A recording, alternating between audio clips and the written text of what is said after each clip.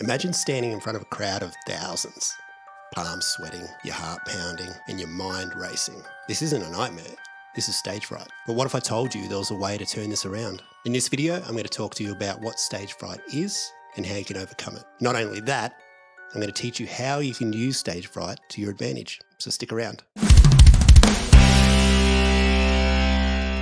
Stage fright is something that most musicians, whether beginners or seasoned professionals, have experienced at some point. When I was a kid and first started to perform in front of people, I'd get it a lot, but only when I was performing by myself. And that's still the case today. I mean, I still get it mildly, and we'll talk about that later. But you can put me on stage with my boys in front of 20,000 people, and I'm in my element. Ask me to perform in front of 10 people by myself, and that's scary as hell to me. Around the age of 10 or 11, I used to play in competitions, performing on the organ. Yes, you heard that right.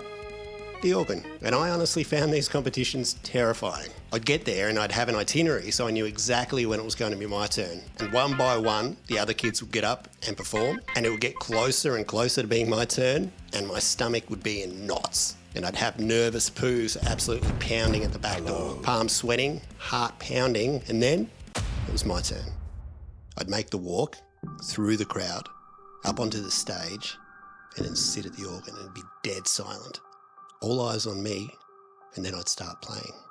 And that's when my leg would start doing its weird thing. When you play the organ, your right foot is on a volume or expression pedal, and your left foot is playing the bass notes. It's actually quite difficult when you think about it. Right hand plays the melody, left hand plays the chords, right foot controls the volume, left foot is playing the bass all at once. But my right leg would shake uncontrollably.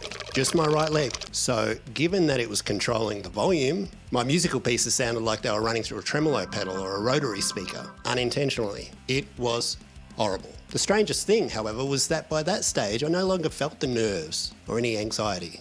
I was focused on the music. It's like my right leg was taking one for the team and saying, all right, you guys focus on the rest, I'll handle all the nerves. It was embarrassing, it was distracting, and it only happened when I performed in front of a crowd by myself. So then, why is that?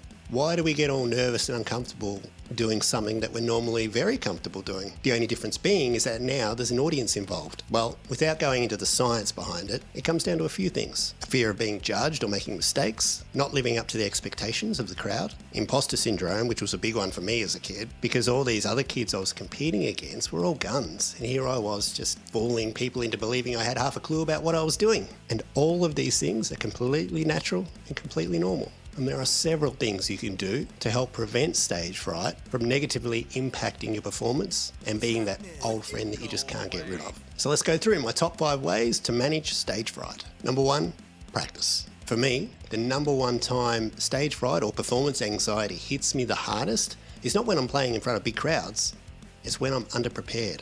As a musician, if you want to be taken seriously, then you have to put in the hours and know the material like the back of your hand. So if you're not practicing and you're walking onto that stage, not entirely confident in what you're about to play, that stage fright is going to hit you like a ton of bricks. Practice and take that uncertainty out of the equation.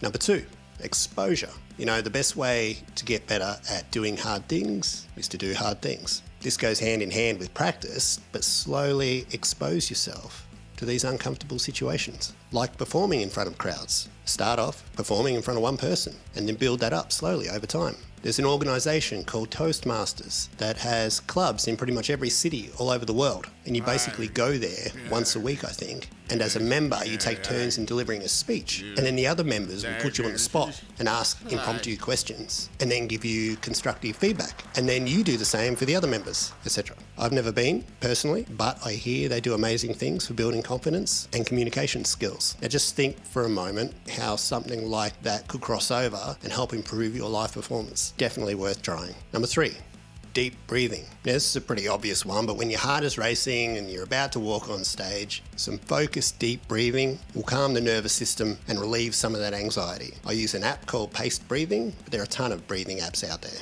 There's an amazing book called Breath by James Nestor, which I highly recommend. I'll put a link to that down below, but it's highly informative and full of actionable exercises. Number 4, visualization.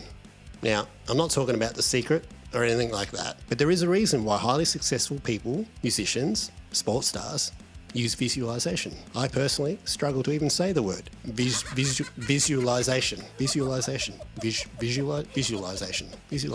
But the reason is it works. You know, top MMA fighters all visualize how their fight is going to play out. They see themselves standing there with their hand raised and the belt around their waist, and you too can visualize how your performance is going to go. A lot of the time you're playing the same set night after night, especially if you're in the middle of a tour and you've most likely memorized the order of the songs, the transitions, the pauses where your singer's like, make some noise. Visualize yourself smashing that guitar solo. Visualize yourself hitting that high note you always struggle to hit. Incorporate it into your deep breathing exercises and make it part of your pre-gig ritual. Number 5, positive self-talk. Now, this is a big one and something I try to instill in my kids. Whenever I pick them up from school and ask them about their day, they tell me about all the things that went wrong. So I have to ask them, well, what about all the good things that happened today? Tell me about those. And their mood instantly changes. Because it's so easy for us to focus on the negative things and the things that can go wrong, especially during a musical performance. But why? What good does it do? And this is where I use my nervous energy and performance anxiety to my advantage, because I've done all my homework. I've put in the work. I've done the practice. I know what I have to play. I know all my gear is in order, and I have contingencies in place in case I break a string or a guitar or something goes wrong with my equipment. I know that feeling of needing to poop is just that. It's just a feeling. It's not real. And I'm not going to shit myself on stage. Not going to happen. So I turn all those feelings into excitement, because I'm about to walk on stage and do the thing that I love to do more than anything in the world. And there are people there, usually, that are just as, if not more, excited to see me play. It's going to be a killer show, and I'm so incredibly lucky. Now let me know in the comments if stage fright is something that you've dealt with or you are currently dealing with, and let me know if you know someone who has, in fact, crapped themselves on stage. I'd be curious to know. Oh yeah, you see this thing? I hid one of these in the video somewhere. Let me know if you can find it, because I hid it pretty well. Let me know if you can find it in the comments. Remember, every great artist has experienced stage fright at some point in their career. It's not a sign of weakness, but just a part of your growth. Embrace it, learn from it, and let it fuel your passion. You're not alone in this, and with each performance, you're becoming a stronger, more resilient artist. Keep pushing, keep performing, and keep shining on that stage. See you next time.